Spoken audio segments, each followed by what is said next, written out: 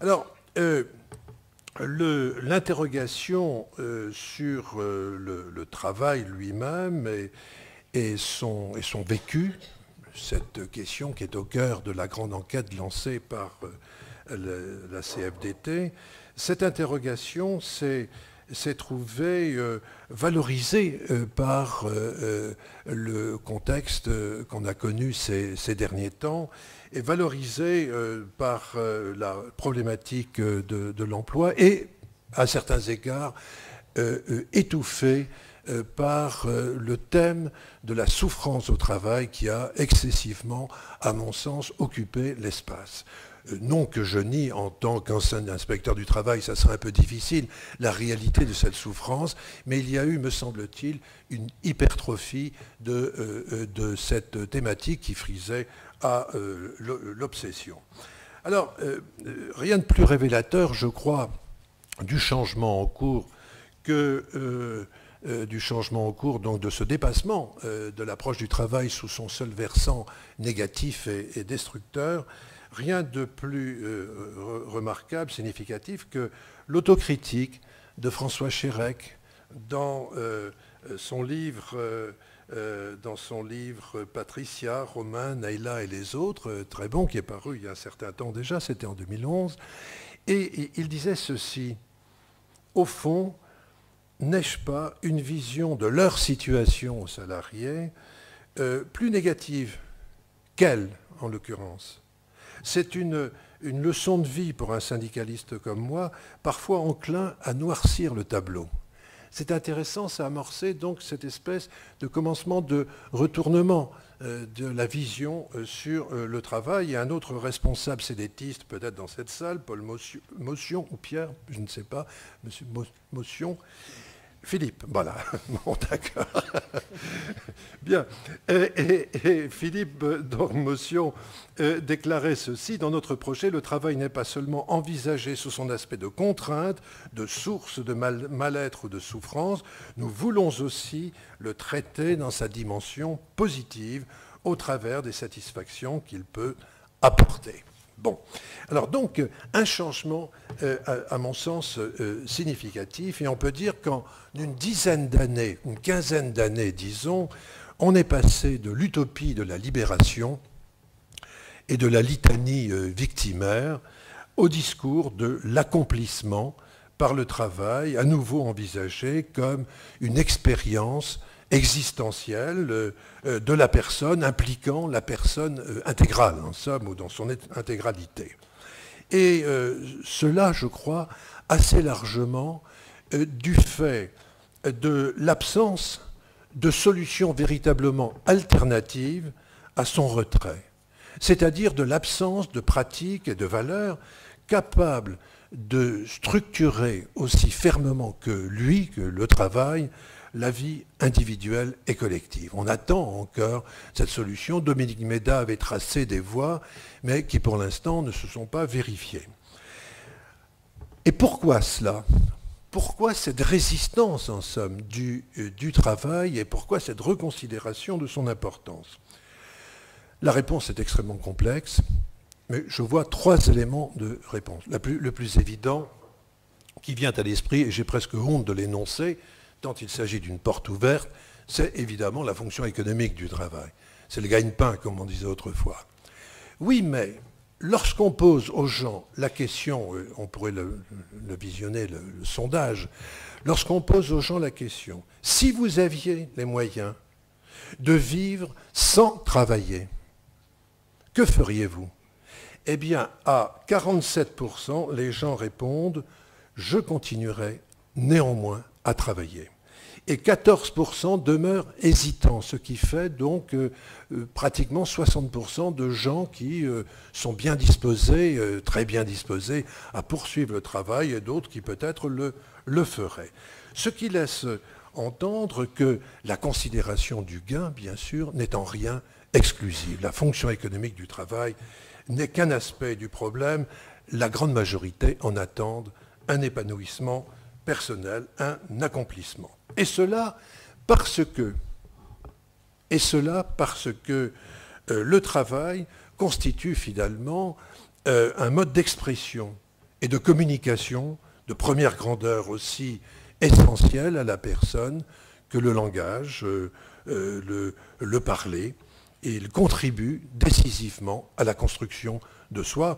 Et tout cela a été remarquablement dit par Hegel, par Marx, etc. Mais je citerai un auteur qui compte à la CFDT et qui a apporté sa pierre à son esprit.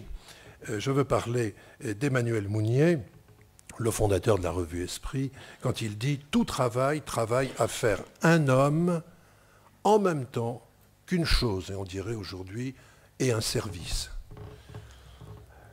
Où le travail se dévoile donc comme un vrai langage, absolument indispensable à la vie personnelle et à l'équilibre personnel. Et ceci vient d'être remarquablement confirmé par Matthew Crawford dans son bouquin que vous avez été nombreux à lire, je présume, tant le titre est intriguant et le contenu saisissant, éloge du carburateur. Et Matthew Crawford, dans ce livre, Matthew Crawford, en un mot, il était intellectuel, think tank, etc., etc. Il y a passé 1 an, il a dit « j'en ai marre, je peux plus, et je vais rejoindre en somme ma vocation en faisant l'acquisition d'un atelier, un atelier de réparation de motos. » Et là, il s'est absolument, pourrait-on dire, éclaté dans le travail. Et voici ce qu'il dit: « J'ai toujours éprouvé un sentiment de créativité, de compétence beaucoup plus aigu dans l'exercice d'une tâche manuelle que dans bien des emplois définis comme travail intellectuel. Plus étonnant encore, j'ai eu souvent la sensation que le travail manuel était plus captivant du point de vue intellectuel. » Formidable éloge du travail manuel, qui reste aujourd'hui encore un peu stigmatisé. Et puis, troisième raison, à cet intérêt, je crois, on n'a pas trouvé mieux que lui dans le travail, le processus de reconnaissance sociale et d'accès à la citoyenneté effective. Il n'y a pas, pour l'instant, mieux que lui. Espérons que des alternatives se dessineront. Premier aspect. Il me reste combien de temps, Laurent? J'ai peut-être épuisé. Bon. Deuxième aspect, donc le contenu. Et vous l'avez dit, Laurent, de ma droite, c'est effectivement le retour du sujet. Le retour du sujet, la subjectivation du travail, aspect sur lequel j'ai un peu insisté, en effet. Cette notion de subjectivation renvoie au fait majeur d'une activité impliquant de plus en plus intensément la personne dans l'acte même du travail. On peut dire qu'aujourd'hui, le travailleur intervient en tant que sujet et en tant qu'acteur. C'est un changement significatif et c'est le résultat d'un processus sociétal assez complexe, incluant à la fois une dimension économico-technique, c'est l'entrée dans la société cognitive, comme on l'a appelée, celle du savoir, de la force de travail intellectuelle, et qui évidemment implique beaucoup plus le travailleur que le travail physique, qui était à la limite plus détachable de la personne, je dis bien à la limite. Dimension culturelle, c'est l'âge de l'individu, et évidemment, les pratiques d'entreprise ont intégré cette dimension, cette aspiration, pour en faire du bon, et parfois aussi, il faut bien le dire, du moins bon, en termes de techniques de management. Et enfin, une dimension politique, c'est-à-dire le souci de faire aux travailleurs toute sa part dans tous les secteurs de la société, à commencer, bien entendu, par l'entreprise.